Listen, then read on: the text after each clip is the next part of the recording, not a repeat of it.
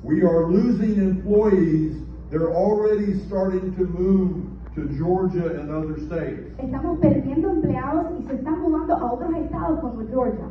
It's urgent that you talk to all your people and convince them that you have resources, state representatives, and other people that can explain the bill to you. Racism has consequences, Florida Republicans are now discovering, as protests have erupted across the state of Florida in response to Governor Ron DeSantis' new anti-immigration law. A Day Without Immigrants is well underway in Florida, with businesses shutting down across the state in solidarity with the immigrant community. And major protests happening in at least 6 different cities, including Fort Myers, Orlando, my hometown, Homestead, and even Jacksonville, Florida, all standing against Ron DeSantis' anti-immigrant bill, which takes effect July 1st. Florida's literally falling apart because of the people who voted Republican. Undocumented immigrant farm labor and construction labor in other industries are what keeps Florida's economy afloat. And now you see this in DeSantis' Florida. This is the houses you're paying for,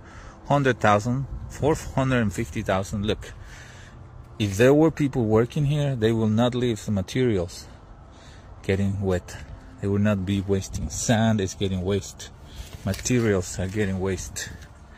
This is what you see all over Florida. See? This is what's happening. So, there you go, Mr. Ron DeSantis. This is what you get. This is the ultimate F around and find out scenario. Florida Republicans are literally begging and groveling to their Hispanic workers to come back. This bill was only meant to scare you. This bill has no real teeth to it. This bill is 100% supposed to scare you. This is a bill basically to scare people from coming to the state of Florida. This bill really doesn't have any teeth. We are losing employees.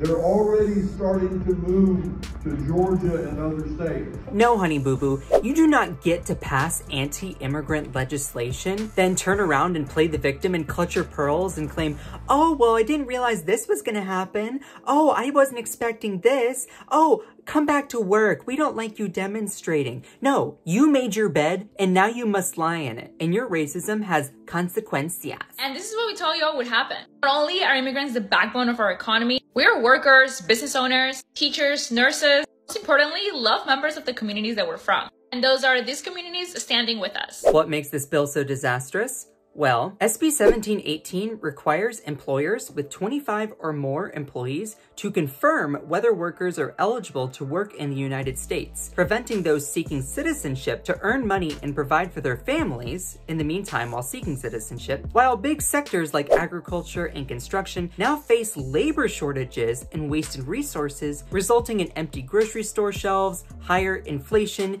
and reductions in state revenue. And that's just one part. Out-of-state driver's licenses issued to unauthorized immigrants will no longer be valid forms of ID, and hospitals must ask patients about their legal status before receiving treatment. And under the new law, a person who transports into Florida someone they know or should have known is an immigrant who has not been inspected by authorities could be charged with a felony for human smuggling. So naturally, the Hispanic community is erupting in protest over this new, awful, disgusting law. The state's tough immigration law just isn't working out. Most immigration workers left, so this farmer hired Americans. Problem is, he says, most show up late, work slower, and are ready to head home after lunch.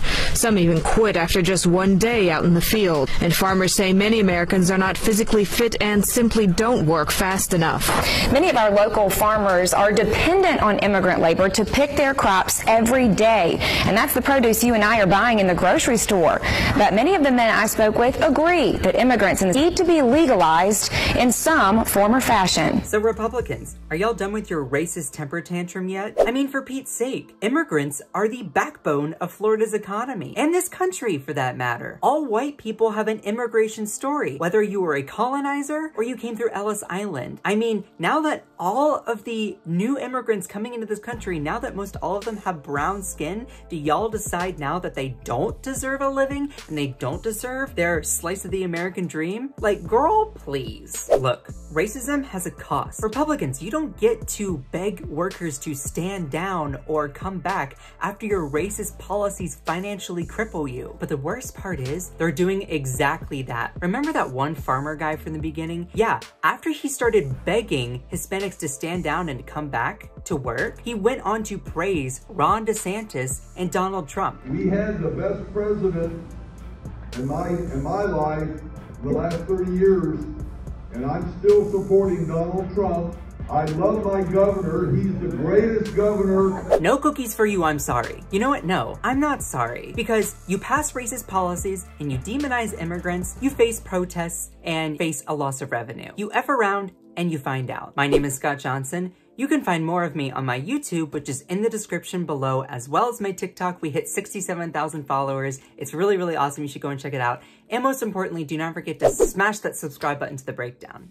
Do it for tacos.